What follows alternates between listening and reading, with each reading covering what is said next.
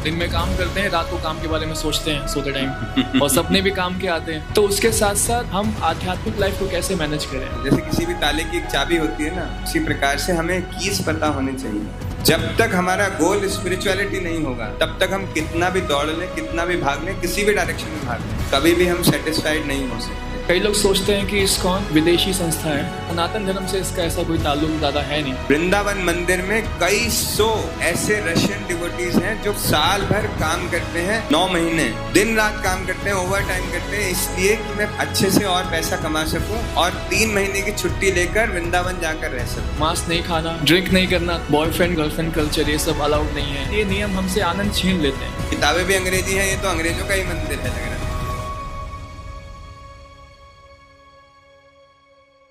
हरे कृष्णा। तो जैसा कि हम जब कृष्णा कॉन्शियसनेस में आते हैं, कृष्ण भावना में आते हैं, तो कहीं ना कहीं से हमारी शुरुआत होती है और हम सबकी कहीं ना कहीं से शुरुआत हुई है। और मुझे बड़ा अच्छा लगता है ये पूछना लोगों से कि कैसे वो कृष्ण भावना से जुड़े। तो सबसे पहला प्रश्न, जो मेरा फेवरेट प्रश्न यही है कि मैं पूछना चाहूंगा प्रभु जी से कि किस प्रकार से वो कृष्ण भावना में सबसे पहले आए।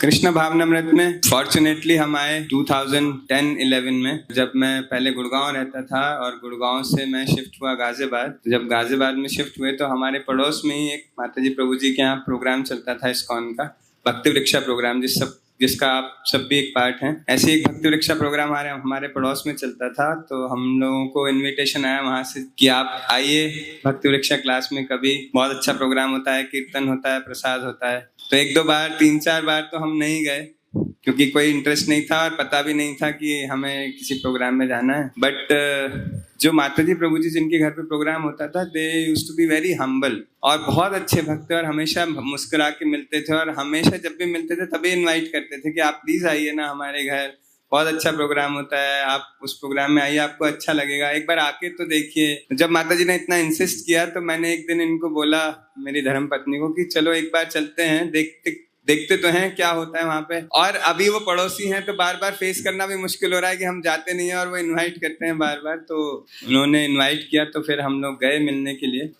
तो हमने देखा वहां पर ऐसी 15-20 लोग बैठे हैं और एक प्रभु जी मंदिर से आते थे उस टाइम, जो टेम्पल प्रेसिडेंट थे गाजियाबाद के, और वो क्लास कीर्तन हुआ, क्लास हुई, तो हमने बैठ के क्लास सुनी तो अच्छा लगा हमें।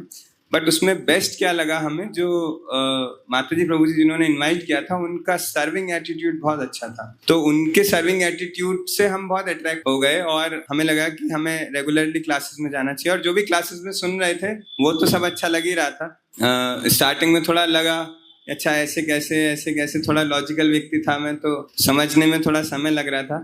बट जब मैंने सर्च किया, रिसर्च किया, बार बार पढ़ा, तो मुझे लगा कि जो भी क्लासेस में बताया जा रहा है वो ठीक बताया जा रहा है एंड जब हमें समझ में आ रहा है तो we should now follow it. तो इस प्रकार से हम कृष्ण भक्ति में आए। 2010-11 की बात है ये। 12 तक तो मैं फिर 16 माला 4 नियम तक आ गया था और सब कुछ प्रॉपरली करने लगा था, मंगल आरती वगैरह। बट 1 साल लगा मुझे 16 माला पे आने में। बड़ा अच्छा प्रभु जी ने बताया कि कैसे एक वैष्णव को देख करके ना, जिस प्रकार से वो सेवा करते हैं, जैसे हम प्रभु जी को देखते हैं तो उससे इंस्पायर होते हैं किस प्रकार से विद ह्यूमिलिटी आपको सेवा करनी होती है, हम्बलनेस के साथ। तो हमें भी इस प्रकार से, इसीलिए हम सब शायद आ भी रहे हैं कि हमें अच्छा लगता है यहाँ पे आना। तो दूसरा क्वेश्चन है मेरा प्रभु जी आपसे कि जब प्रभु जी हम शुरू करते हैं भक्ति, जैसे आपने बताया कि 1 साल लग गया आपको 16 माला पे आने के लिए, और मुझे भी पता था, जब मेरी लाइफ में भी जब मैंने शुरू किया था तो पता मुझे सब कुछ था, लेकिन भक्ति में आने में मुझे 1 साल लग गया। बहुत टाइम लगा सोचने में, विचारने में, क्या करना है, कर पाऊंगा नहीं कर पाऊंगा, ये सब सोच करके। तो प्रभु जी हर भक्त के जीवन में एक टर्निंग पॉइंट आता है, एक बदलाव आता है और उस टर्निंग पॉइंट से फिर वो बहुत ऊपर की तरफ जाता है। तो वो हम जानना चाहते हैं कि वो टर्निंग पॉइंट आपकी लाइफ में कौन सा था जिसमें आपकी भक्ति में बहुत बदलाव आया? टर्निंग पॉइंट अगर मैं बताऊं अपने जीवन में, तो जब हम प्रभुपाद जी की शिक्षाओं के बारे में जानते थे, पढ़ते थे, तो मुझे ऐसा रियलाइज हुआ, लगभग 2014 की बात है ये। 2014 में मुझे ऐसा लगने लगा दैट श्रील प्रभुपाद जी से अधिक इंटेलिजेंट व्यक्ति इस दुनिया में एग्जिस्ट नहीं करता, ना कभी किया है और ना कभी कर सकता है, क्योंकि प्रभुपाद जी ने अपने ग्रंथों में इतनी सारी शिक्षाएं दे दी हैं और जब हम उन शिक्षाओं को प्रैक्टिकली अपने जीवन में अप्लाई करने का प्रयास करते हैं तो हमारा स्टेट ऑफ लाइफ ही अलग तरह का हो जाता है। हमारा सोचने का तरीका, हमारा रहने का तरीका, हमारा बात करने का तरीका, हमारा चलने का तरीका, हमारा खाने का तरीका, सब कुछ चेंज हो जाता है। पूरा एनवायरनमेंट ही चेंज कर देता है। वो आपको एक मटेरियल ग्राउंड से उठा के एक स्पिरिचुअल प्लेटफॉर्म पे ले जाती हैं वो शिक्षाएं, अगर आप रियली उनको अपने जीवन में अप्लाई करने का प्रयास करोगे। तो हम 2 साल तक प्रैक्टिस करने के बाद मुझे रियलाइज हुआ that Srila Prabhupada has given us something very beautiful and something very valuable, जिसको हमें अपने जीवन में तो अपनाना ही चाहिए और औरों के साथ शेयर भी करना चाहिए इसको। क्योंकि लोगों के पास there is very scarcity of knowledge, कुछ नहीं पता लोगों को दुनिया में। स्पेशली सनातन धर्म को फॉलो करने वाले लोग जो हैं, या हिंदू धर्म को फॉलो करने वाले लोग जो हैं, बस ब्लाइंडली कुछ भी फॉलो कर रहे हैं, कुछ नहीं पता उसके पीछे क्या रीजन है, क्या लॉजिक है, क्यों करना चाहिए, क्यों नहीं करना चाहिए। वो सब देखते देखते मुझे लगा कि here is something very beautiful which we can give to the society. तो फिर मुझे लगा कि थोड़े डेडिकेशन से मुझे अपने लाइफ में भी इसको अपनाना है और औरों को भी देने का प्रयास करना है। So that was the turning point, जब मैंने सोचा कि नाउ डेडिकेटेडली समहाउ कुछ भी छूट जाए लाइफ में, लेकिन कृष्णा कॉन्शियसनेस को नहीं छोड़ना, श्रील प्रभुपाद जी को नहीं छोड़ना और श्रील प्रभुपाद जी की शिक्षाओं को जन जन तक पहुंचाने का प्रयास करना है। That was my हरिबो। तो प्रभुपाद जी की बुक्स, मेरे साथ भी ऐसा कुछ हुआ था। जब मैं प्रभुपाद जी के लेक्चर सुनता था तो मुझे समझ में नहीं आते थे पहले शुरुआत में। फिर प्रभु जी ने बोला कि सुनते रहिए आप, तो आपको समझ में आएंगे। और अब आज वो टाइम है कि मैं सबसे पहले प्रभुपाद जी के लेक्चर ही सुनता हूँ, फिर मैं अन्य किसी के लेक्चर सुनता हूँ, क्योंकि उनमें बहुत ज़्यादा ज्ञान भरा हुआ है, बहुत डीप ज्ञान भरा हुआ है। ठीक है, तो अब नेक्स्ट क्वेश्चन पे आगे बढ़ते हैं। प्रभु जी, जब हम भक्ति शुरू करते हैं अच्छे से, हमने भक्ति करनी शुरू कर दी और हमें वैष्णव का संग प्राप्त होता है, हमें शिक्षा गुरु मिलते हैं, हमें दीक्षा गुरु मिलते हैं, तो शिक्षा गुरु और दीक्षा गुरु दोनों की वो कौन सी शिक्षा है जिसको आपके जीवन में सबसे ज्यादा अधिक बदला, आपके जीवन को सबसे अधिक बदला उन्होंने? अच्छा क्वेश्चन है, बट आप लोग जानते हैं शिक्षा गुरु क्या होता है, दीक्षा गुरु क्या होता है? The question will only become relevant जब हमें पता हो कि हम किसके बारे में पूछ रहे हैं। शिक्षा गुरु वो होता है जो शिक्षा आपको देता है, आप जिसके माध्यम से शिक्षा ग्रहण करते हैं अपने जीवन में, और दीक्षा गुरु तक लेकर जाने का कार्य शिक्षा गुरु करता है। क्योंकि दीक्षा गुरु is a bigger personality, he is the representative of Srila Prabhupada, direct representative of Srila Prabhupada. तो वो शिक्षा दे सकते हैं ऑब्वियसली, परंतु क्योंकि उनको बहुत सारी जीवात्माओं का उद्धार करना है, so they keep their representatives, they have some authorized representatives. जैसे आपको कहीं जाना है तो आप नहीं जा पा रहे हो तो आप किसी को बोलते हो कि आप मेरे बिहाफ पे चले जाओ वहां पर। इसी प्रकार से दीक्षा गुरु, क्योंकि हर जीवात्मा के पास आकर उसको शिक्षा देकर बहुत सारा टाइम नहीं दे सकते हैं, इसलिए वो शिक्षा गुरु को ऑथराइज करते हैं कि आप जाओ, आप उनको शिक्षा दो और आप उनको समझाओ। और फिर शिक्षा गुरु से हम शिक्षा प्राप्त करके दीक्षा गुरु तक जाते हैं, दीक्षा ग्रहण करते हैं, और फिर उनके द्वारा दी गई सारी शिक्षाएं जो शिक्षा गुरु के माध्यम से आ रही हैं, उनको हम अपने जीवन में फॉलो करते हैं। क्लियर है? तो मेरे जीवन में जो शिक्षा गुरु और दीक्षा गुरु हैं, दीक्षा गुरु से तो मैं कई बार मिला अपने जीवन में। हिज होलीनेस गोपाल कृष्ण गोस्वामी महाराज जी मेरे दीक्षा गुरु हैं, जो श्रील प्रभुपाद जी के डायरेक्ट प्रिय डिसाइपल हैं, और उनसे मुझे दीक्षा ग्रहण करने का अवसर प्राप्त हुआ। उन्होंने कृपा करके मुझ जैसे अधम जीव को दीक्षा दी, और उनके जो ट्रू रिप्रेजेंटेटिव हृदय सुंदर गोपाल प्रभु जी मेरे शिक्षा गुरु हैं। तो दीक्षा गुरु से तो मैं कई बार मिला, परंतु इस्कॉन के सारे दीक्षा गुरु जितने भी हैं वो इतने हम्बल हैं, इतने सॉफ्ट हैं कि वो आपको डायरेक्ट इंस्ट्रक्शन कभी देते ही नहीं है। और ज्यादा आप पूछोगे कि कुछ बताइए, मैं क्या सेवा कर सकता हूँ, या मेरे लिए कुछ आज्ञा है गुरु महाराज कुछ तो बताइए, तो वो इतना बोलेंगे कि आपके शिक्षा गुरु जैसे कह रहे हैं वैसे चलिए। तो वो आपको फिर से डायरेक्ट कर देते हैं शिक्षा गुरु को, because the responsibility to take you और to advance make you advance in your devotional life is शिक्षा गुरुज रिस्पॉन्सिबिलिटी। तो वो शिक्षा गुरु के ऊपर ही छोड़ देते हैं कि वो जैसा कह रहे हैं वैसा आप करिए। हाँ, शिक्षा गुरु से मुझे बहुत सारी इंस्ट्रक्शन मिलती रहती हैं। हिज सुंदर गोपाल प्रभु जी मुझे टाइम पे जैसे जैसे समय होता है वैसे वैसे इंस्ट्रक्शंस देते रहते हैं, और मैं प्रयास भी करता हूँ उनके इंस्ट्रक्शंस को फॉलो करने का। और प्रभु जी ने तो मुझे काफ़ी साल पहले ये इंस्ट्रक्शन दी थी कि बहुत सारे भक्त बनाओ, बहुत सारा प्रचार करो। तो हम प्रचार करने लगे, तो थोड़े दिन बाद इंस्ट्रक्शन चेंज हो गई तो मैं इसलिए बता रहा हूँ क्योंकि टर्निंग पॉइंट एक नहीं है, टर्निंग पॉइंट बहुत सारे हैं।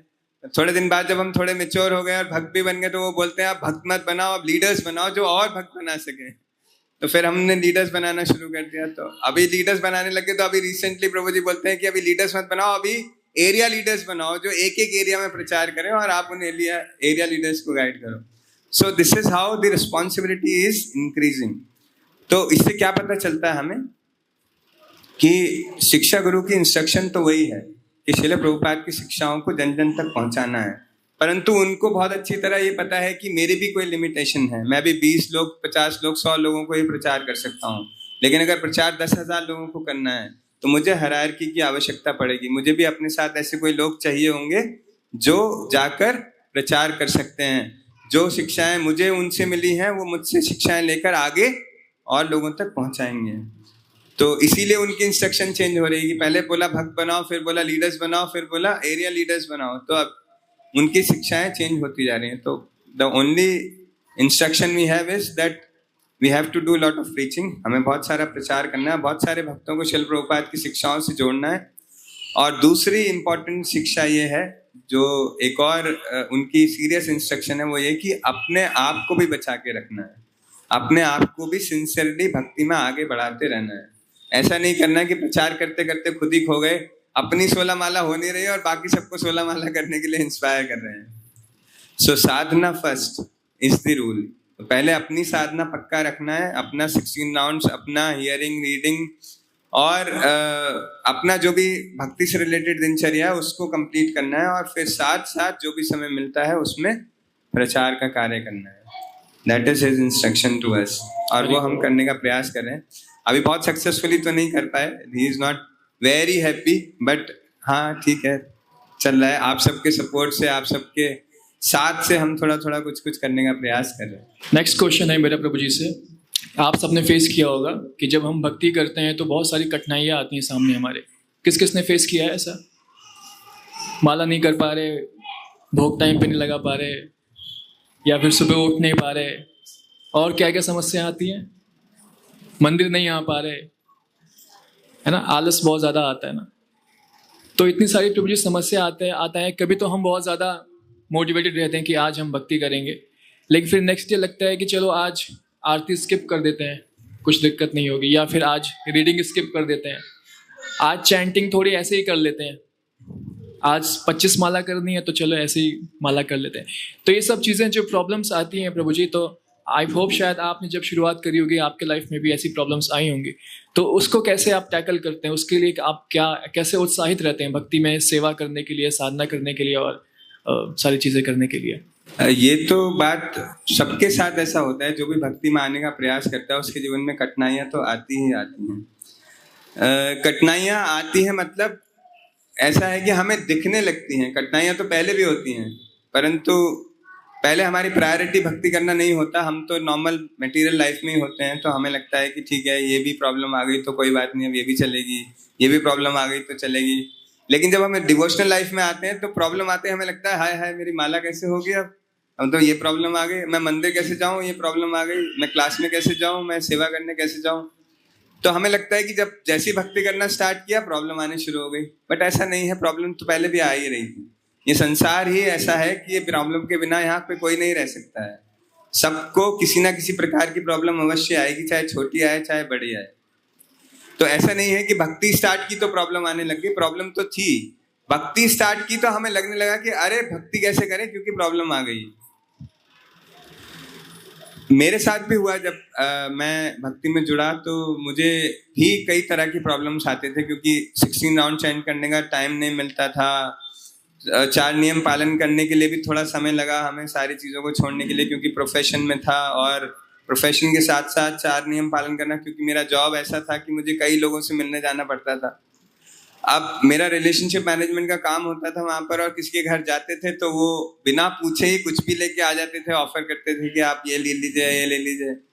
और क्लाइंट है तो मना भी नहीं कर सकते थे, तो बड़ा मुश्किल होता था मुझे। तो मैं बार बार जब भी मेरे काउंसलर्स मुझे मिलते थे मैं पूछता था कि 4 नियम कैसे पालन करूँ, तो चाय अपने आप आ जाती है, कॉफी अपने आप आ जाती है। अब मैं मना करूंगा तो रिलेशनशिप खराब होगा, और अगर पीऊंगा तो मेरे को 4 रेगुलेटरी प्रिंसिपल्स फॉलो करने में मुश्किल होगा। तो मैं क्या करूं, जॉब छोड़ूं क्या, या कैसे करूं, तो उन्होंने मुझे कुछ क्रिएटिव सॉल्यूशंस बताए जो मैंने अप्लाई किए, तो मुझे बहुत हेल्प मिली। तो कठिनाइयां तो सबके जीवन में आती हैं, परंतु मेरे साथ फॉर्चुनेटली क्या हुआ कि मेरे साथ जो संघ था, मेरे साथ जो एसोसिएशन था, वो बहुत अच्छा था। जब मैंने भक्ति स्टार्ट की तो हम एसोसिएशन में एक दूसरे को हेल्प करते करते, एक दूसरे का हाथ पकड़ते पकड़ते कब कठिनाइयों से ऊपर निकल गए हमें पता ही नहीं चला। तो जैसे हम लेक्चर्स में सुनते हैं कि association is very important in devotional life. भक्ति में भक्तों के संग बहुत आवश्यक होता है, तो इस प्रकार का संग क्रिएट करना चाहिए। हमारे अथॉरिटीज ने उस समय हमें इतना अच्छा संग दिया कि उस संग के साथ हम कब कठिनाइयों से बाहर निकल गए हमें पता ही नहीं चला। जब भी हमें कुछ कठिनाई होती थी तो हमारे पास कोई ना कोई होता था जिससे हम एटलीस्ट हार्ट शेयर कर सकें। वो जरूरी नहीं है कि हमारी कठिनाई को दूर करेगा, लेकिन अगर हम हार्ट भी शेयर करते हैं तो हमें लगता है कि चलो कोई तो है मेरा सुनने वाला, तो वो कठिनाई धीरे धीरे दूर हो जाती है। दिस वर्ड इज टेम्परेरी, तो कोई भी चीज परमानेंट तो रहने नहीं वाली है। तो कठिनाई कोई आती भी है तो वो भी थोड़े समय के लिए आएगी, वो भी थोड़े समय बाद चली जाएगी।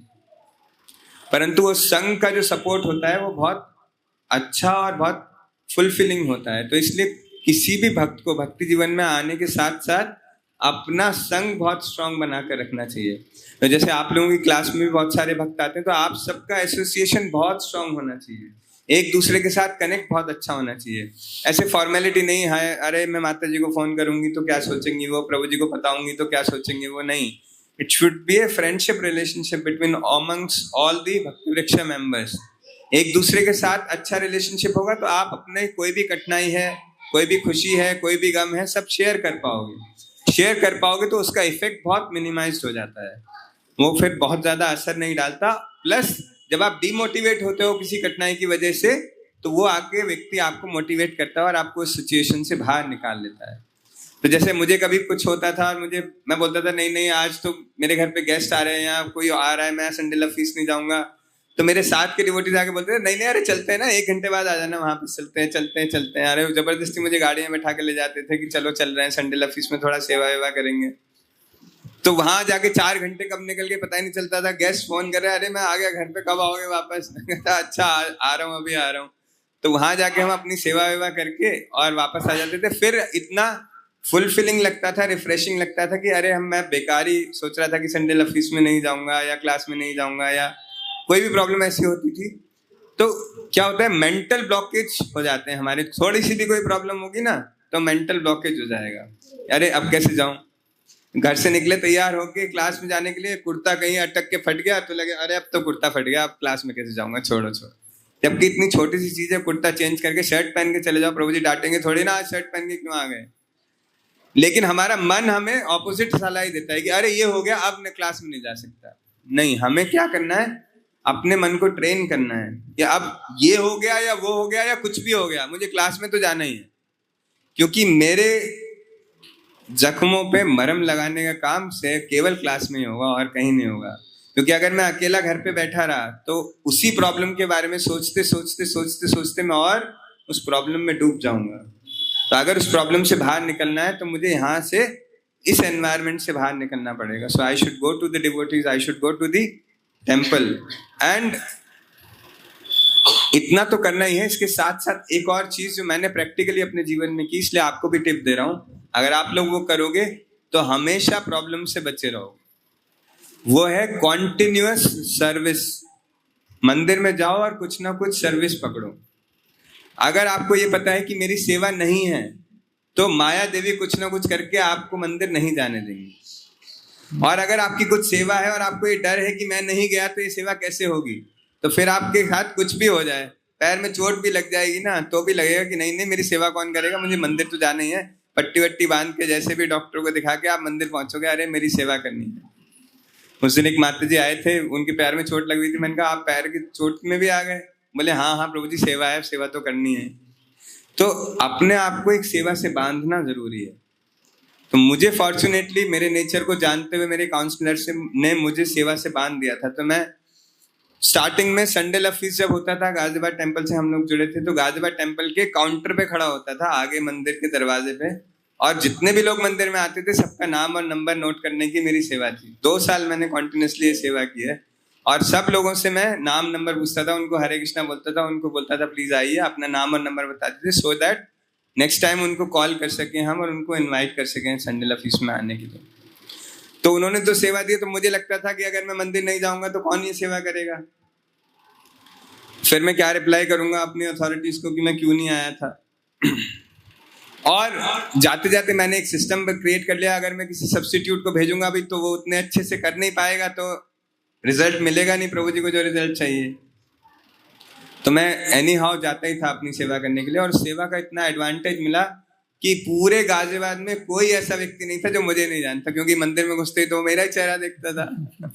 तो आज तक भी मैं जब गाजियाबाद जाता हूँ, अब तो खैर जनरेशन वहाँ चेंज हो गई क्योंकि मुझे यहाँ 7-8 साल हो गए, बट आज भी बहुत सारे डिवोटीज मुझे जानते हैं और वो जानते हैं कि प्रभु जी, और फिर प्रसाद का कूपन भी हम ही देते थे क्योंकि वहाँ भीड़ बहुत होती थी, तो प्रसादम कूपन से होता था, तो वहाँ प्रसादम कूपन भी मैं ही बांटा करता था। तो वो सब लोग मुझे जानते थे कि प्रभु जी हैं, प्रभु जी वहाँ से जुड़े हुए हैं और प्रभु जी हमको हेल्प करते हैं। तो अपने आप को सेवा से अवश्य बांधना है और अपना एसोसिएशन फ्रेंडली रखना है अपने डिवोटीज के साथ। तो ये दो चीजें आपको जीवन में आने वाली हर कठिनाई से कैसे उबार देंगे आपको खुद ही पता नहीं चलेगा। बस ये दो चीजों का ध्यान रखना, सेवा एंड संग। सेवा और संग के बारे में कुछ नहीं बताया, बहुत अच्छा बताया प्रदीप जी ने। नेक्स्ट क्वेश्चन, मैक्सिमम यहाँ पे सारे गृहस्थ डिवोटी ही हैं, सारे गृहस्थ हैं, कौन कौन गृहस्थ है, कोई ब्रह्मचारी भी है क्या?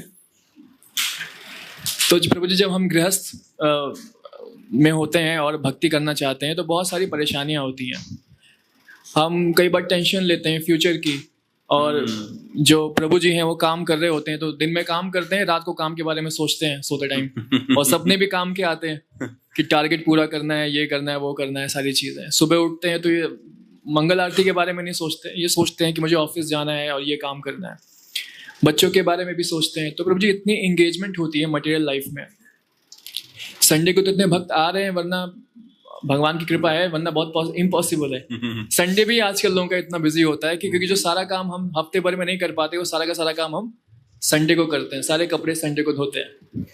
तो प्रभु जी इतना एंगेजमेंट है बाहर भौतिक लाइफ में, तो उसके साथ साथ हम आध्यात्मिक लाइफ को कैसे मैनेज करें, और घर वालों का सपोर्ट मिलना और हस्बैंड वाइफ का सपोर्टिव होना, तो इतने सारे चैलेंजेस आते हैं एक गृहस्थ लाइफ में।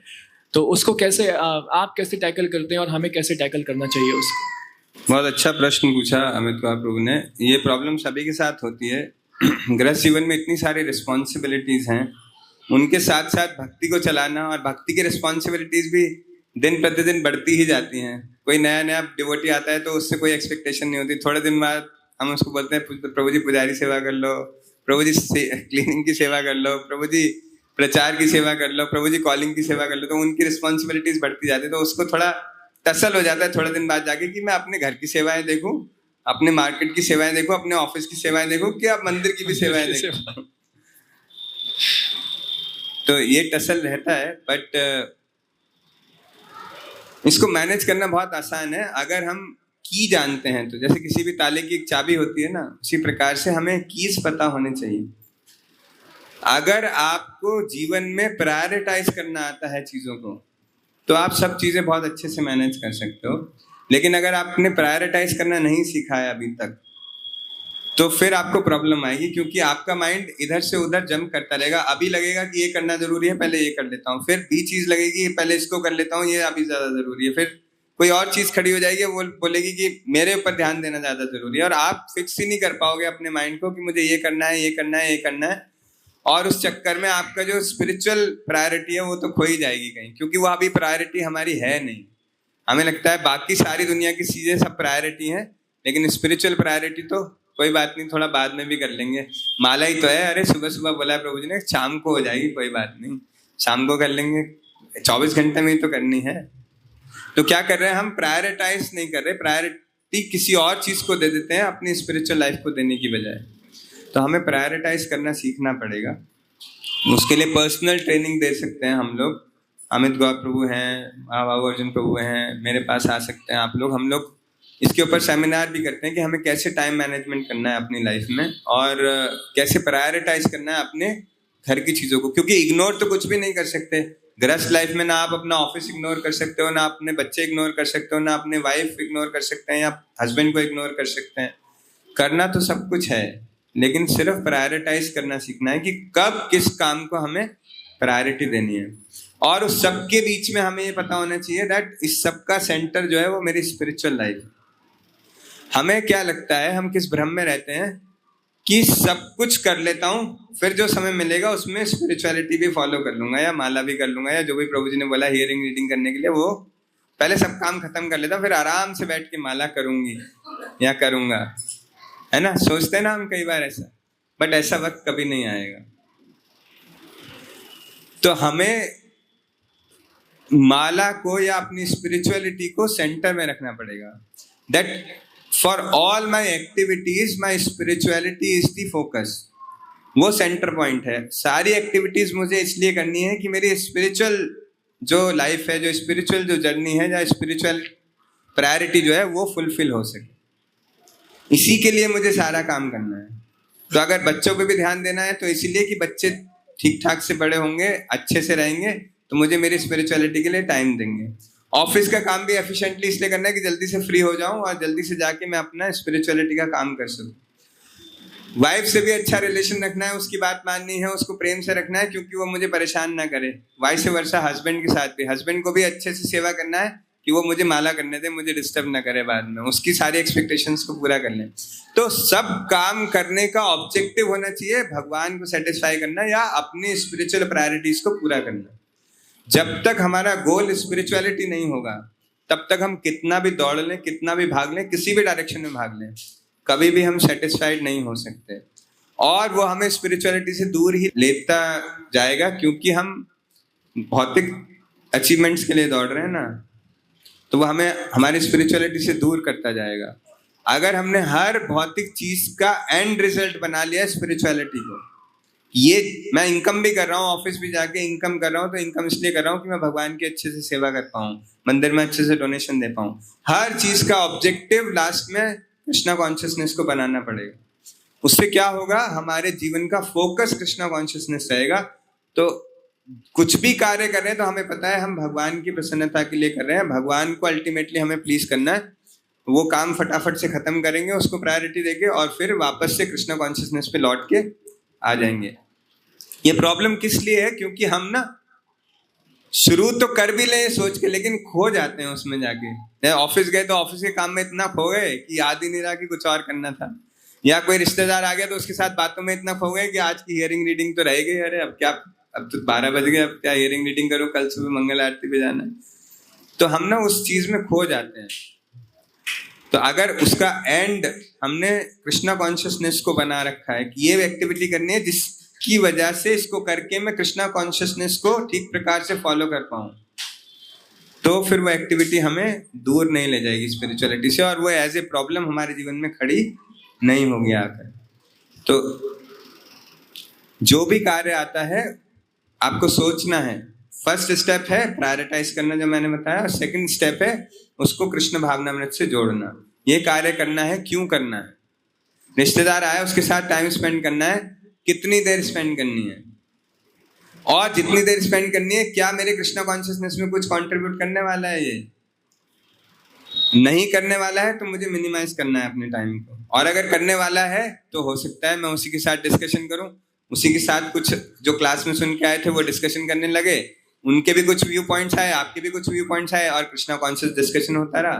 तो ऐसा अगर रिश्तेदार मिल भी जाए और उसके साथ बात करने में 4 घंटे निकल भी जाए तो कोई बुरी बात नहीं है, क्योंकि वो आपके कृष्णा कॉन्शियसनेस को अवेकन करने में हेल्प कर रहा है।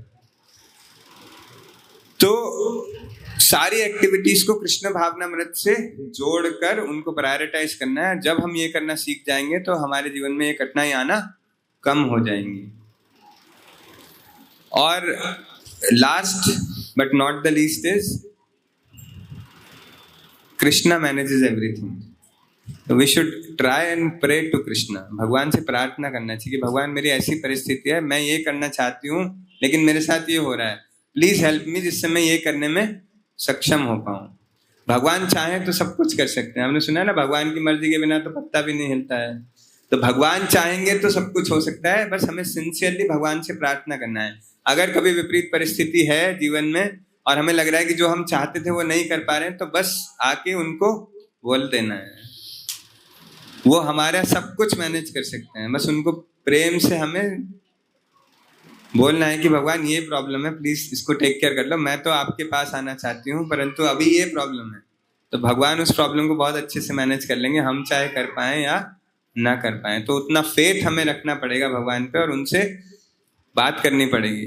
बहुत कम ऐसा होता है कि हम भगवान से ऐसे बात करते हैं, बस केवल मांग तो लेते हैं कुछ चाहिए होता है तो, लेकिन कभी ऐसे बात नहीं करते कि भगवान देखो ना ये मेरा टाइम वेस्ट कर रहा है, मुझे तो साधना करनी थी, मुझे तो माला करनी है, प्लीज ऐसा मेरा शेड्यूल बनाओ कि मैं रोज माला कर पाऊँ, रोज सुबह 7 बजे से पहले मैं अपनी माला खत्म कर लूँ, प्लीज आप मुझे हेल्प करो, प्लीज मुझे बुद्धि दो। कितने लोगों ने आज तक भगवान से ऐसी बुद्धि मांगी है? 2-4 तो हैं चलो यहाँ पर। तो ऐसे हमें प्रार्थना करनी चाहिए भगवान से, तो भगवान हमें डेफिनेटली हेल्प करता है। सो 3 चीजें, prioritise, then end result Krishna consciousness में होना चाहिए, और तीसरा भगवान से प्रे करनी है। अगर ये तीनों काम हम करेंगे तो भक्ति जीवन की सारी कठिनाइयों को वो टेक केयर करेंगे।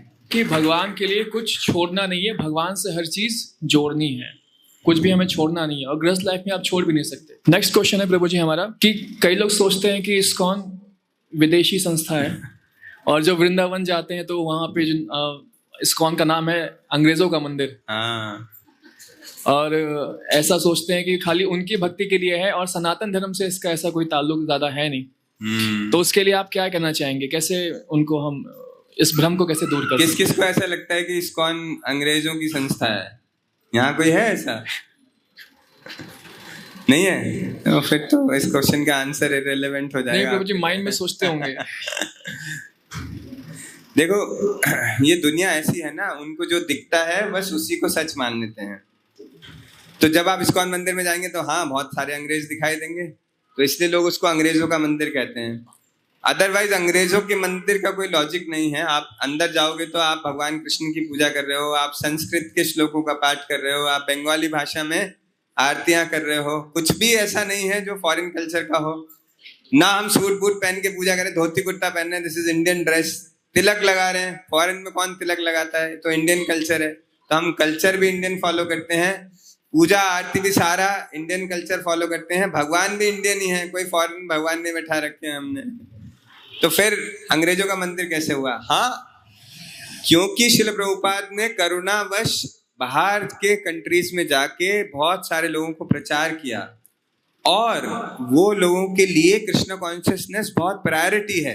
इतना प्रायोरिटी हमारे जीवन में नहीं है, लेकिन उनके जीवन में बहुत ज्यादा प्रायोरिटी है, क्योंकि उनको तो हीरा मिल गया एक तरीके से। तो उनको लगता है कि इससे ज्यादा वैल्यूएबल मेरे जीवन में और कुछ नहीं है, तो वो सब कुछ छोड़ छाड़ के, अपना घर छोड़ के यहाँ आते हैं। आपको पता है वृंदावन मंदिर में कई 100 ऐसे रशियन डिवोटीज हैं जो साल भर काम करते हैं, 9 महीने दिन रात काम करते हैं, ओवर टाइम करते हैं, इसलिए कि मैं अच्छे से और पैसा कमा सकूं और 3 महीने की छुट्टी लेकर वृंदावन जाकर रह सकूं, और चतुर्मास में आकर वृंदावन में वास करते हैं और पूरा साधना करते हैं, पूरे अच्छे से भक्ति फॉलो करते हैं, सब कुछ फॉलो करते हैं।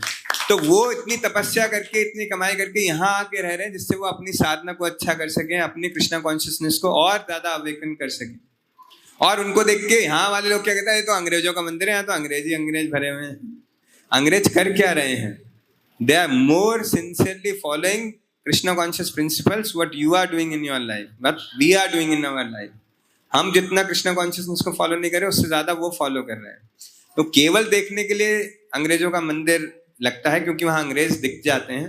गंगानगर में तो कोई अंग्रेज नहीं है, 2-4 लोग दिखते होंगे अंग्रेज जैसे हमारे संजीव प्रभु हैं, बट बाकी तो सब इंडियन ही हैं, और इंडियन ही यहाँ पर सेवा करते हैं। बाकी सारा कल्चर भी इंडियन फॉलो करते हैं। हमारे गुरु जी भी इंडियन ही हैं। श्रील प्रभुपाद जी कोलकाता के वासी थे। हाँ, वहां जाके प्रचार किया क्योंकि गुरु ने आज्ञा दी है। तो अगर मेरे गुरु बोलेंगे कल को सिंगापुर जाके प्रचार करो, मैं सिंगापुर जाके प्रचार करने लगूंगा, तो मैं फॉरेनर थोड़े ना बन जाऊंगा। ना मेरे द्वारा बनाई गई कोई संस्था फॉरेनर बन जाएगी। अच्छा, हमारी जो संस्था है उसका जो हेड ऑफिस है, जहां से वो कंट्रोल होती है, वो भी कोलकाता के पास मायापुर से ही है, मायापुर से ही कंट्रोल होती है। कोई न्यूयॉर्क में हमने हेड ऑफिस नहीं बना रखा। और कोई भी तो एक ऐसा तथ्य नहीं है जो इसे फॉरेन इंस्टीट्यूशन बता दे या प्रूफ कर दे तो हम कैसे कह सकते हैं। तो वो लोग जिनको बहुत अधिक ज्ञान नहीं है, केवल ऊपर ऊपर से चीज़ों को देखते हैं, तो वो बोलते हैं कि ये अंग्रेजों की संस्था है। और यहाँ पे बस एक चीज़ है ऐसी कि अंग्रेजी भाषा में किताबें में मिल जाती हैं यहाँ पर, तो वो उसी के लिए है कि बहुत सारे लोग ऐसे मंदिर में आते हैं जो हिंदी नहीं जानते, जो संस्कृत नहीं जानते, उनकी मदर टंग ही इंग्लिश रही है शुरू से। तो क्या उनको ग्रंथ पढ़ने का हक नहीं है? वो भी अगर कुछ नॉलेज लेना चाहते हैं तो उनके ऊपर कृपा करने के लिए श्रील प्रभुपाद जी ने सारी संस्कृत की बुक्स को इंग्लिश लैंग्वेज में ट्रांसलेट कर दिया। अब वो इंग्लिश की किताबें मिलती हैं तो उनको लगता है अरे देखने में भी अंग्रेज दिखाई दे रहे हैं, किताबें भी अंग्रेजी हैं, ये तो अंग्रेजों का ही मंदिर है लग रहा है। बट ऐसा कुछ नहीं है, अंग्रेजों का मंदिर नहीं है। आज भी पूरे इस्कॉन में अंग्रेजों की संख्या 10% से भी कम है, बाकी 90% तो हिंदुस्तानी या और अलग अलग जगह के लोग हैं, क्योंकि ये इंटरनेशनल संस्था है तो पूरे संसार के लोग इस संस्था से जुड़े हुए हैं। अभी कल ही एक परिवार यहाँ पर आया था, मैं भगवत गीता क्लास ले रहा था, शायद वो यहाँ आज नहीं है। वो बोले हम नीदरलैंड से आए हैं प्रभु जी, और नीदरलैंड में हम इस्कॉन मंदिर जाते हैं और हमें बहुत अच्छा लगता है जाकर, और यहाँ पर भी आके बहुत अच्छा लगा, हम आया करेंगे शाम को। हम लोग 3-4 दिन यहाँ पर हैं, फिर वापस चले जाएंगे। सो नीदरलैंड में पता नहीं वो कहाँ रह रहे होंगे और उनको इस्कॉन मंदिर मिल गया श्रील प्रभुपाद जी की कृपा से, और वो वहां जा रहे हैं। तो नीदरलैंड वाले ये नहीं बोलते कि ये तो हिंदुओं का मंदिर है, हम नहीं जाएंगे। वहां नीदरलैंड के लोग भी जाते हैं और हिंदू लोग भी जाते हैं। बस यहाँ पर देखने में थोड़ा ऐसा लगता है कि अंग्रेज हैं तो इसलिए लोग अंग्रेजों का मंदिर कह देते हैं, बट सब कुछ हमारी ही संस्कृति और हमारा ही शास्त्रों का ज्ञान यहाँ पर दिया जाता है। आप लोग इतने दिन से आ रहे हो कि आप लोगों को लगता है कि कुछ अलग ऐसा बताया जा रहा है जो हमारी संस्कृति से रिलेटेड नहीं है या हमारे शास्त्रों से रिलेटेड नहीं है? The most discussed book in ISKCON is Bhagavad Gita. अब भगवत गीता तो मोदी जी से लेके everybody in the world promotes की ये सबसे इंपॉर्टेंट बुक है, जो सनातन धर्म की बेस या फाउंडेशन बुक है, तो उसको ही हम यहाँ पर फॉलो करते हैं और सबको पढ़ाने का प्रयास करते हैं। तो देयर इज नथिंग लाइक अंग्रेजों का मंदिर। ये एक मिथ है और ये मिथ जितना जल्दी दूर हो जाए उतना अच्छा है। आपसे भी अगर कोई ऐसा कहता है तो आप उसको ये रिप्लाई दे सकते हो, प्रभुपाद जी का एग्जाम्पल देके, शास्त्रों का एग्जाम्पल देके उनके जो भ्रम है उसको दूर कर सकते। वसुदेव कुटुंबकम, ये पूरा जो जगत है वो क्या है, एक बड़े परिवार की तरह है। तो प्रभु जी ने वही बताया कि श्री प्रभुपाद भी यही समझते हैं कि सारा परिवार है, इतना बड़े परिवार है, तो हमें एकता के साथ रहना चाहिए, चाहे वो अमेरिकन हो, चाहे वो इंडियन हो, चाहे सिंगापुर से हो। प्रभु जी नेक्स्ट क्वेश्चन ये है जो आई थिंक सबका ये क्वेश्चन होगा। जब हम वैष्णव कल्चर फॉलो करते हैं तो बहुत सारे नियम फॉलो करते हैं, और हम भी क्लास में बताते हैं कि मांस नहीं खाना तो लोग उदास हो जाते हैं, ड्रिंक नहीं करना तो लोग उदास हो जाते हैं, बॉयफ्रेंड कल्चर, गर्लफ्रेंड कल्चर, ये सब अलाउड नहीं है। तो ये सब प्रभु जी ठीक है, या फिर ये नियम हमें आनंद देते हैं, या फिर ये नियम हमसे आनंद छीन लेते हैं? देखो, हर व्यक्ति के जीवन में कुछ डूज एंड डोंट्स तो होते ही हैं। कोई भी ऐसा व्यक्ति नहीं होगा जिसके जीवन में कुछ डूज एंड डोंट्स नहीं होंगे। एक बच्चा छोटा पैदा होता है, चलना ही शुरू करता है तो उसकी मम्मी बोलती है ये यहाँ नहीं जाना है, वहाँ नहीं जाना है, ये नहीं करना है, पंखे में उंगली नहीं डालनी है। छोटे बच्चे जाके बिजली के सॉकेट में उंगली डालते हैं तो मम्मी पापा रोकते हैं, नहीं नहीं। मम्मी पापा रोक रहे हैं तो क्या उसके नुकसान के लिए रोक रहे हैं मम्मी पापा, या उसके फायदे के लिए रोक रहे हैं? उसके फायदे के लिए रोक रहे हैं कि अगर वो करंट लगेगा तो उसको प्रॉब्लम होगी। तो कोई भी नियम जब हमारे जीवन में आता है तो वो हमारे फायदे के लिए ही होता है और इसको बोलते हैं रेगुलेटेड लाइफ। जब हम मनुष्य हैं और अगर हम रेगुलेशंस को फॉलो नहीं करेंगे तो हम मनुष्य के कहलाने लायक नहीं रहेंगे। केवल मनुष्य ही ऐसा है इस धरती पे जो रेगुलेटेड लाइफ जीता है। वैसे तो जानवर भी बहुत सारे रेगुलेटेड लाइफ जीते हैं, परंतु उनके लिए कोई कंपल्शन नहीं है। वो चाहे तो रेगुलेशन को तोड़ सकते हैं, परंतु मनुष्य को रेगुलेशंस नहीं तोड़ने चाहिए, क्योंकि फिर उसकी लाइफ भी एनिमल्स जैसी ही हो जाएगी। इसलिए जो भी मिनिमम रेगुलेशंस हमारे जीवन में आते हैं उनको हमें फॉलो करने का प्रयास करना चाहिए। वो हमारे सुख को बढ़ाने के लिए होते हैं। जैसे श्रील प्रभुपाद जी एग्जाम्पल दिया करते थे, जैसे आप रोड पे चलते हो तो रेड लाइट होती है और रेड लाइट आपकी स्पीड को रोक देती है, क्योंकि रेड होगी तो आपको रुकना पड़ेगा, वेट करना पड़ेगा। तो रेड लाइट आपको सुख देने के लिए है या दुख देने के लिए है? तो लोग बोले राजी रेड लाइट लगा दी, मैं तो 60 की स्पीड पे भाग के जा रहा था, रेड लाइट पे रुकना पड़ गया। एक क्या बात हुई, रेड लाइट क्यों लगाई आपने यहाँ पे? अगर रेड लाइट नहीं लगाएंगे तो दूसरी तरफ से जो गाड़ी आ रही है वो ठोक देगी, आपका एक्सीडेंट होगा और आप ही को प्रॉब्लम होगी। तो रेड लाइट होगी तो इधर का ट्रैफिक एक बार निकलेगा, दूसरी तरफ का ट्रैफिक एक बार निकलेगा, तो मैनेज रहेगा, सब कुछ स्मूथली चलता रहेगा। तो वो आपकी सुविधा के लिए है, आपको रोकने के लिए नहीं है, या आपकी आजादी को बांधने के लिए नहीं है। वो आपको ठीक प्रकार से रेगुलेटेड वे में स्मूथली आगे बढ़ाने के लिए है, जिससे आप मनुष्य जीवन में अपनी चेतना को और ऊपर बढ़ा सकते हैं।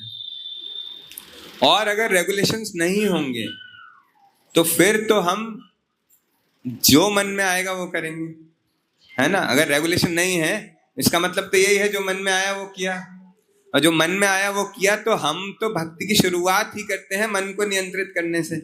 अगर मन को ही नियंत्रित नहीं कर पाए तो भक्ति कैसे शुरू हो पाएगी? वो तो कभी हो ही नहीं पाएगी।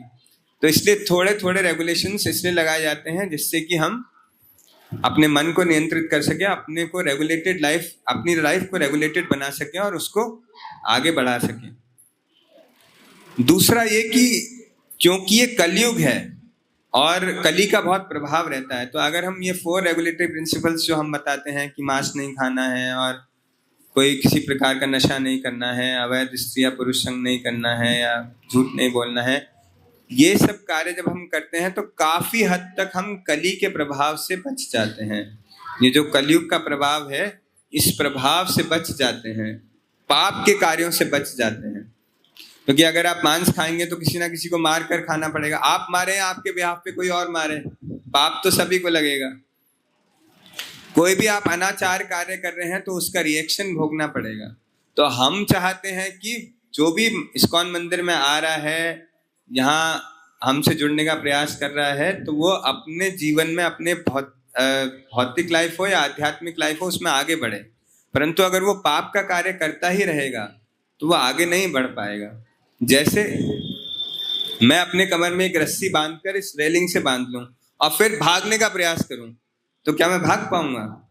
मैं कितना भी प्रयास करूं, कितना भी हार्ड वर्क करूं, लेकिन मैं भाग नहीं पाऊंगा यहाँ से, क्योंकि मैंने रस्सी को बांधा हुआ है।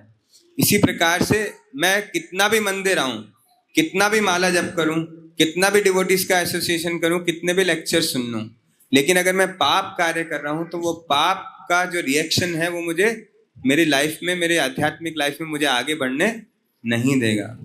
इसलिए डे 1 पे तो हम नहीं बोलते कि आपको 4 नियम का पालन करना पड़ेगा तभी इस्कॉन मंदिर में एंट्री मिलेगी। ऐसा किसी को बोला है क्या आज तक?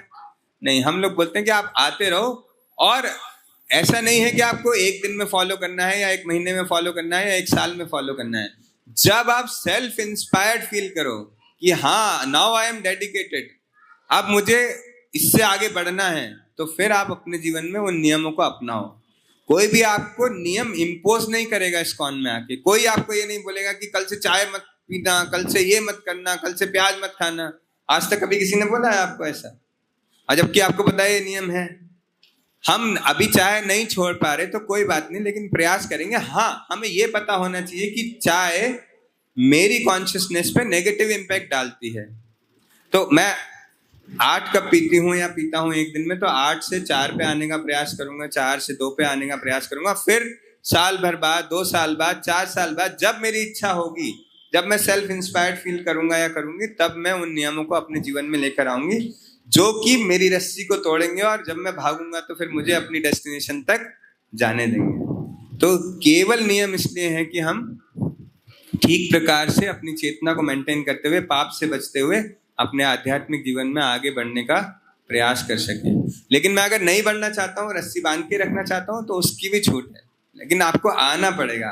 अगर आप नहीं आओगे तो एक रस्सी के बाद दूसरी रस्सी, दूसरी के बाद तीसरी रस्सी हम बांधते ही चले जाएंगे अपने आप को, क्योंकि हम जो भी कार्य बिना ज्ञान के करेंगे वो हमें पाप कर्म की तरफ ही लेकर जाएगा और ज्यादा हमें बांधता चला जाएगा। तो हम अपनी आजादी को खो बैठेंगे और यहीं बंद कर रह जाएंगे पाप कर्मों के रिएक्शंस में।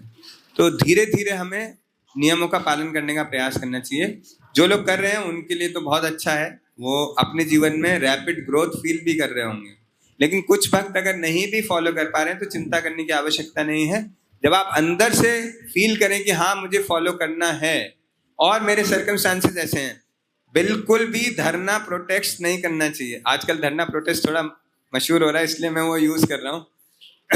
घर में कोई धरना प्रोटेस्ट नहीं करना है कि जय आज से तो चाय नहीं बनेगी, मैं मंदिर में सुन के आई हूँ, ना मैं पीऊंगी ना किसी और को पीने दूंगी। बिल्कुल भी ये नहीं करना है। This is not Krishna consciousness.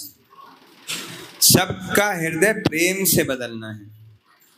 तो आपको इतना प्रेम देना है कि आपके कहने से वो चाय पीना छोड़ दें, लेकिन आप किसी के ऊपर जबरदस्ती इंपोज नहीं कर सकते। हम भी आपके ऊपर कोई जबरदस्ती इंपोज नहीं कर रहे और हमारे ऊपर भी जबरदस्ती इंपोज नहीं किया गया। This is voluntarily. आप करना चाहते हैं तो करिए, नहीं करना चाहते हैं तो मत करिए। जैसे बहुत लोग बोलते हैं इस्कॉन में लड़कों को भेजेंगे तो इस्कॉन वाले ब्रह्मचारी बना देंगे, अरे इस्कॉन में लड़कों को मत भेजो। कई सारे मिथ रहते हैं यहाँ पर। तो ऐसा नहीं है कि जो भी लड़का आएगा उसे पकड़ के हम ब्रह्मचारी बना देंगे, सैफरन बना देंगे, बेटा अब तू घर नहीं जा सकता, अब तो बन गया, जेल में आ गया। ऐसा थोड़ी होता है। किसी को पकड़ सकते हैं क्या जबरदस्ती हम? उसकी अपनी इच्छा जब तक नहीं है तब तक हम किसी को ब्रह्मचारी नहीं बनाते। फिर उसके बाद जब वो बोलता है नहीं मैं तो ब्रह्मचारी बने बिना रह ही नहीं सकता, मैं तो बनूंगा ही बनूंगा ब्रह्मचारी, फिर उसको 1 साल के लिए आश्रम में भेजते हैं येलो कपड़े पहना के कि ट्रेनिंग ले, देख रहे कि तू रह सकता है कि नहीं रह सकता। कभी जो शरीर की आवश्यकताएं हैं या जो मंदिर की आवश्यकताएं उनसे तेरा मैच नहीं बैठे, पूरा ट्रेनिंग लो, 1 साल देखो, रह के आप नहीं रह पाओगे तो घर चले जाओ वापस, और वाइट धोती कुर्ता पहनो, मंदिर आते रहो, भगवत गीता पढ़ते रहो, प्रचार करते रहो। माला करने के लिए तो कोई मना ही नहीं है। लेकिन अगर आपको ऐसा लगता है कि नहीं मैं अपना जीवन देना चाहता हूँ श्रील प्रभुपाद जी की सेवाओं के लिए, तो और 1 साल रहो। अगर आपके साथ सब ठीक रहता है, फैमिली ओके है, तो आप फिर ज्वाइन कर सकते हो एज ब्रह्मचारी। तो इसमें क्या किसी के साथ जबरदस्ती की हमने? लेकिन लोग बोलते हैं नहीं नहीं जी ब्रह्मचारी बना दिया, ये कर दिया, वो कर दिया। सब भ्रम है केवल सोसाइटी का। जो लोग अंदर हैं इस्कॉन में आते हैं उनको ये सब पता है। बाहर से देखने वाला तो अब बाहर खड़ा होके कोई कुछ भी बोलता रहे। अब हमारे गेट के बाहर खड़ा होके कोई बोले एवरी संडे यहाँ 50-60 औरतें जाती हैं, पता नहीं क्या करते हैं मंदिर में। भाई आके देख ले मंदिर में क्या हो रहा है तो क्लियर हो जाएगा। बाहर खड़े खड़े तो अनुमान लगाता रहेगा व्यक्ति, वो अनुमान गलत भी हो सकता है और सही भी हो सकता है। इसलिए जिनको भी भ्रम है उनको अंदर आके देखना चाहिए। तो जिनको भी नियमों से डर लगता है ऐसे लोगों से बात करें कि आप नियम पालन करते हैं अपने जीवन में, क्या आपको कोई प्रॉब्लम होती है, या अगर कोई कठिनाई होती है तो क्या क्या है, मैं भी अपने जीवन में पालन करना चाहती हूँ या करना चाहता हूँ, मुझे क्या करना चाहिए। Take advice from your seniors, they will guide you nicely. और फिर आप आराम से सारे नियम पालन करोगे, पता भी नहीं चलेगा कब चाय छूट गई, कब प्याज छूट गई। फिर 4-5 साल बाद याद करोगे यार कितनी प्याज खाते थे, कितनी चाय पीते थे, अब तो मन भी नहीं करता प्याज खाने का, चाय पीने का। तो बस ऐसे नियमों का पालन हम कर सकते हैं। तो प्रभु जी ने बताया कि हम किससे दुखी हैं? अपने मन से। तो जब हम नियम पालन करते हैं तो हमारा मन कंट्रोल में होता है। जब मन कंट्रोल में होता है तो आनंद बढ़ता है, ना कि कम होता है। तो नेक्स्ट क्वेश्चन ये है प्रभु जी कि जब हम बाहर से जाते हैं तो हम देखते हैं इस्कॉन भक्ति वृक्षा केंद्र। इस्कॉन टेम्पल नहीं लिखा होता, उस पर इस्कॉन सेंटर नहीं लिखा होता, ना खाली इस्कॉन लिखा होता है, लिखा होता है इस्कॉन भक्ति वृक्षा केंद्र। तो ये भक्ति वृक्षा केंद्र क्या है? और अलग अलग प्रकार के भक्त आते हैं। अब हर व्यक्ति प्रचार तो नहीं करेगा, लेकिन अलग अलग प्रकार के जो भक्त आते हैं वो किस प्रकार से भक्ति वृक्षा केंद्र का लाभ उठा सकते हैं, और कुछ लास्ट मैसेज आप देना चाहें सभी भक्तों को। भक्ति वृक्षा, वृक्ष का तो मतलब समझते हैं आप सब लोग। वृक्ष का मतलब क्या होता है? पेड़। वृक्ष क्या होता है? एक बीज डालते हैं आप कहीं, उस बीज से छोटा सा पौधा निकलता है, 2 पत्तियां होती हैं उसमें, है ना। फिर 2 की 4 बन जाती हैं, फिर 4 की 6 बनती हैं, 6 की 8 बनती हैं। फिर धीरे धीरे वो वृक्ष बड़ा होने लगता है, पौधा बड़ा होने लगता है और धीरे धीरे वृक्ष का रूप ले लेता है। और फिर उस पर फल लगते हैं, फूल लगते हैं, जैसा भी वृक्ष है वो वैसा लगता है। इसी प्रकार से हमारे भक्ति जीवन में भी हम एक बीज प्राप्त करते हैं। किससे? जब कोई आपको सड़क पे मिलता है, बोलता है भगवत गीता ले लीजिए, हरे कृष्ण महामंत्र का जप करिए, प्लीज मंदिर आइए, वो क्या कर रहा है? वो आपको बीज दे रहा है आपको भक्ति करने के लिए। और फिर जैसे ही आप मंदिर आते हैं तो आप कहीं ना कहीं किसी ना किसी ग्रुप से जुड़ जाते हैं, तो वो आपका बीज का सिंचन शुरू हो जाता है। जब हम बीज लगाते हैं तो पानी डालते हैं ना सबसे पहले, तो जैसे ही आप मंदिर आए तो उसका सिंचन शुरू हो जाता है और फिर धीरे धीरे वो पौधा बढ़ने लगता है। तो क्योंकि भक्ति का प्रोसेस ऐसा ही है, थोड़ा सिमिलर है, जैसा कि एक वृक्ष उत्पन्न होता है और बढ़ता है, इसीलिए उसको भक्ति वृक्षा बोलते हैं। क्योंकि हमारी भक्ति इस प्रोग्राम से जुड़ के धीरे धीरे धीरे धीरे इसी प्रकार से बढ़ती है जिस प्रकार से वृक्ष बढ़ता है। और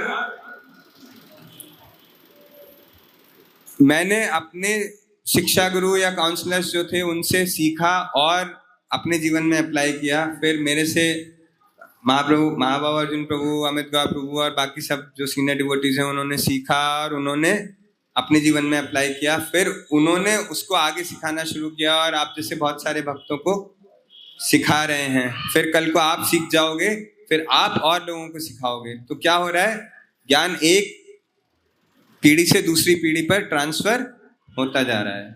जिस प्रकार से वृक्ष बढ़ता जाता है, जब मैं क्लास लेता था स्टार्टिंग में तो 8-10 लोग आते थे।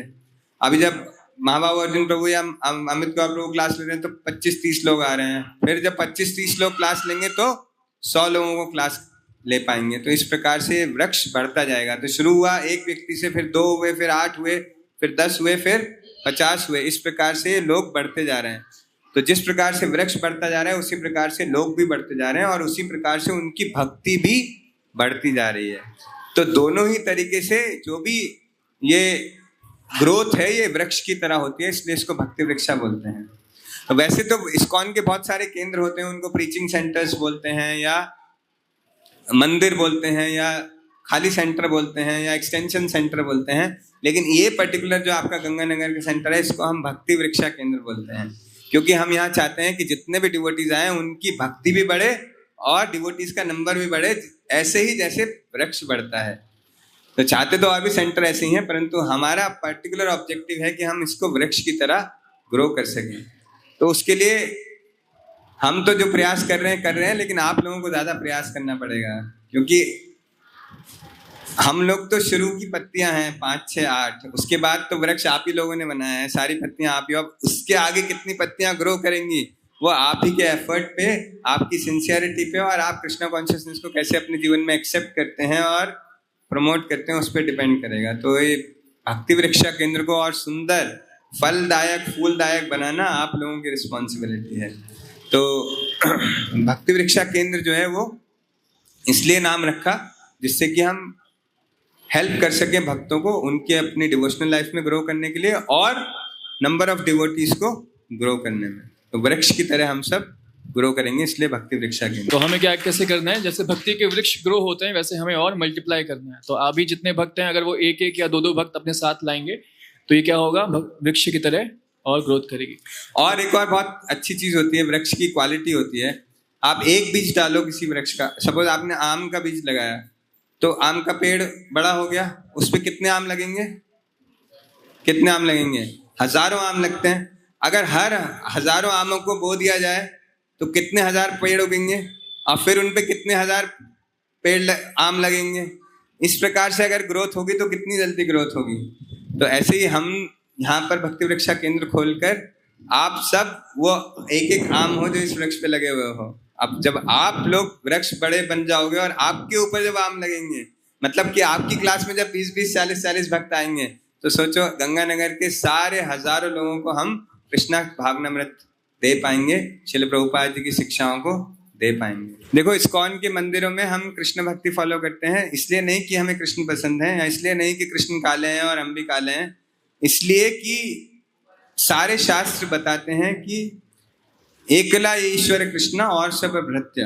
तो केवल भगवान कृष्ण ही ईश्वर हैं, बाकी सब भगवान कृष्ण के ही एक्सटेंशंस हैं। तो आप किसी भी स्वरूप में भगवान की पूजा कर सकते हैं, चाहे वो देवी देवता ही क्यों ना हो। परंतु हम इस्कॉन मंदिर में स्पेशली भगवान विष्णु के जितने अवतार हैं उनकी या भगवान के स्पेसिफिकली राधा कृष्ण की पूजा करते हैं। जो मंदिर है इस्कॉन के वो सब राधा कृष्ण के डीटीज अवश्य होते हैं वहां पर, अगर वो मंदिर के लेवल पे पहुंच चुके हैं। मंदिर का मतलब है वहां पर इंस्टॉल डीटीज होंगे जो कि प्रमाणिक गुरु के द्वारा इंस्टॉल किए गए हैं, प्रमाणिक आचार्य के द्वारा इंस्टॉल किए गए हैं और उनकी पूर्णतया सेवा कमिटमेंट के साथ होती है। परंतु इस्कॉन की जो डीटी मिनिस्ट्री है वो गाइडेंस और एडवाइजरी जारी करती है कि किस मंदिर में कौन से डीटीज होने चाहिए डिपेंडिंग अपॉन वहाँ कैसा प्रचार है। तो सपोज मैंने यहाँ गंगानगर का सेंटर खोल दिया और यहाँ पे 4 ही भक्त हैं सेवा करने वाले, हम यहाँ पर राधा कृष्ण के डीटीज नहीं रख सकते क्योंकि राधा कृष्ण की सेवा बहुत ऊंची है। तो हम राधा कृष्ण को लाकर यहाँ पर कोई सेवा ना करें, ऐसा अपराध होगा हमें उनके प्रति, क्योंकि हम डीटीज को डीटीज नहीं मानते, हम डीटीज को भगवान स्वयं मानते हैं और होते भी हैं। भगवान में और डीटीज में कोई अंतर नहीं है। भगवान कृपा करने के लिए हमारे ऊपर विग्रह के रूप में हमारे सामने प्रस्तुत हो जाते हैं।